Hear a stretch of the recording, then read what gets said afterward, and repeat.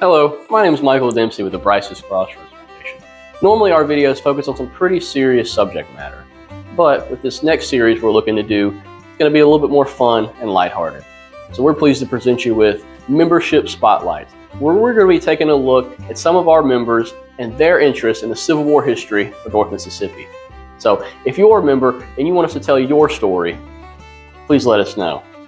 Anyway, enjoy the videos, and if you haven't already, please consider joining the Brice's Crossroads Foundation today.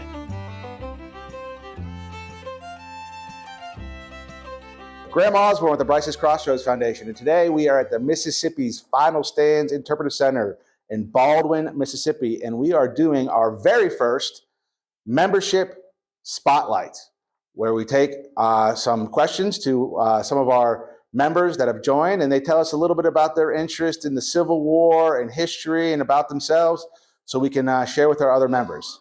So today we have Maury Schuh from Tupelo, Mississippi, and he's going to be answering some of the questions we have, and he's a really interesting guy, so let's get this going. So Maury, what is your earliest memory of interest in Civil War history? Oh my goodness, I'll tell you what got me started in it. It was the centennial reenactment in 1964 for the Battle of Brice's Crossroads. I was here. Wow, that made such an impression on me right then. And then luckily, my grandfather was good friends with Mr. Claude Gentry, who had the museum in Baldwin and who wrote this book, Crossroads, along with many others. And I got to visit and spend all this time regularly with Mr. Gentry up there at this little log cabin museum. He was able to tell me stories about my ancestors, like Henry Lawrence Holland, who actually lived out here in the battlefield.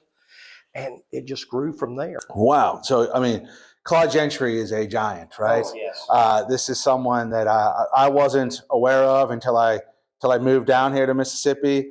But I own everything I can get my hands on by Mr. Gentry. And he was clearly not only a legend in Baldwin, but all in the state of Mississippi as well. Oh, yes. So, all right, so next one. All right, do you remember a time as an adult when your interest in the Civil War was reignited or intensified? And do you know or to remember what caused that spark? Oh my goodness. Well, I need to give a little bit of background.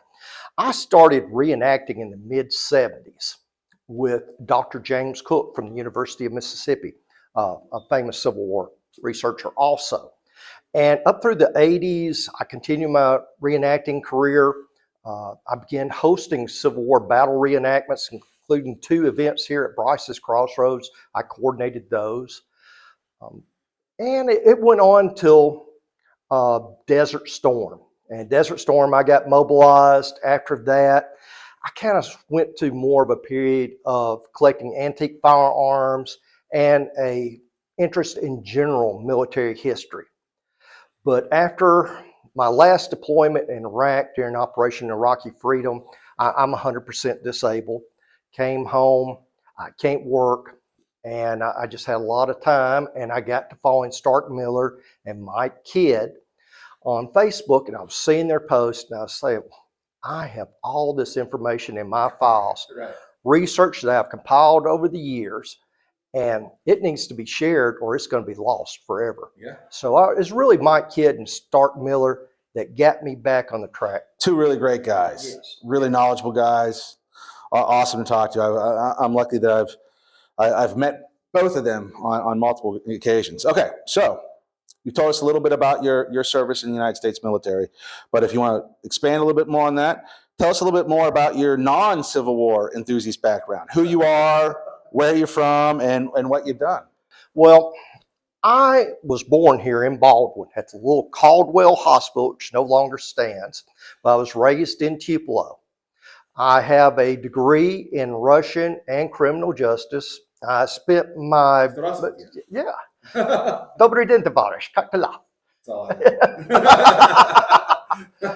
Well, you know, I split my career between law enforcement and the military. I would go between active duty, back working. I spent 10 years as a commander of a vice narcotics task force here in this area. Wow. I was a polygraph examiner, and I was later a police chief till I was formally declared disabled. Okay. On the civilian sector there. And, you know, my general hobbies and interests have always been military history and collecting antique firearms. Well, that's great. And you know what? For those that don't know about Maury's presence online, the Civil War in North Mississippi, he's got several pages that he takes care of. But the Civil War in North Mississippi, you have to check that out on Facebook. It is an essential research. He actually puts out way too much content for me to be able to read. And so I try to keep up with it when I can. But it's amazing personal effort that's done by a local enthusiast. So if you care about learning about the war or local history, you need to follow that on Facebook. So, okay. So what inspires you to spend a lot of that time that you have on Civil War history online and in person with other projects as well? I'm looking at it from this standpoint. We have a lot of this older generation now that we have collected all this data, but there is not a younger generation that is showing the interest. We need to get this data out to spur that interest, to try to get more people involved in Civil War history. And that's my main goal right there, is getting the upcoming crowd coming in. Let's teach them, let's pass on the knowledge that we've gained. That's great. So tell us a little bit about your involvement in this USCT monument project that's going on at Brice's Crossroads. Well, it's twofold. One, back in the mid-'80s, I started pushing and talking to Claude Gentry about we needed a monument to the U.S. colored troops for not just Brice's Crossroads, but for what all they did in the area. They were played a good role in the battle between Pontotoc and Tupelo during the Tupelo-Harrisburg campaign. And we just needed to recognize them because they were forgotten. So many people didn't even know they existed. So that was one of my main goals there. And the other is my great-great-great-grandfather is Henry Lawrence Holland, who had a farm just above the Crossroads. And two of the USCT's defensive lines on the retreat from Brice's Crossroads were fought on his property. Well, this is a worthwhile project, and it's amazing how you've kind of stepped up to take the lead on that, and really been a great force for good at telling this story that hasn't been told in full in the past. Okay, all right. So, is there a specific incident in the history of the war in North Mississippi that is your favorite or interests you the most? Ordnance and logistics. Tupelo and Verona were used as supply depots for a good bit of the war. And I have had an interest on what supplies came to there and what was issued out to the troops. That is my true focus. Oh, well, that's very interesting. And that's good. Usually it's for myself, it's battles, but that is the real story of the war, is how did these troops interact when they did come together, and also how did they even get there logistically? How were they supplied? All that. That's great. All right. So this is something that's near and dear to me. You are member 0001, the initial member of the Brice's Crossroads Foundation. So why were you so eager to help out when our organization was just getting off the ground there? It goes back to what I said before.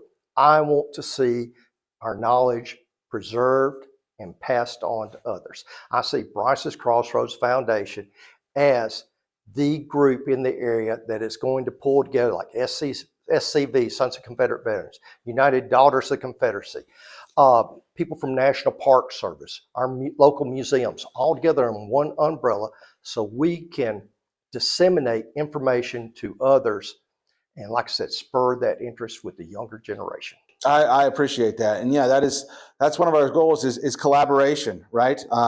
I know in the past there's been lines drawn in the sand and all that, and we're just here to tell the story and to get people involved that care about it, right?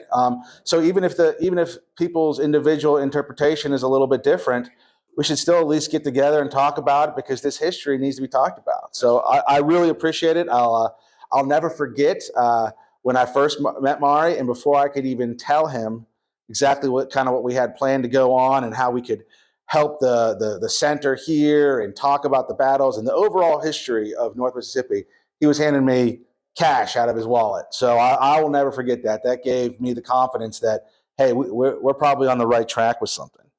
All right, so I want to thank you today for this interview. This is really, really great stuff. Like I said, please check out the Civil War in North Mississippi. If there's anything else that I'm missing, go ahead and give them a plug. Well, we do have a private group, North Mississippi Civil War History. It's a spinoff from Civil War in the North Mississippi.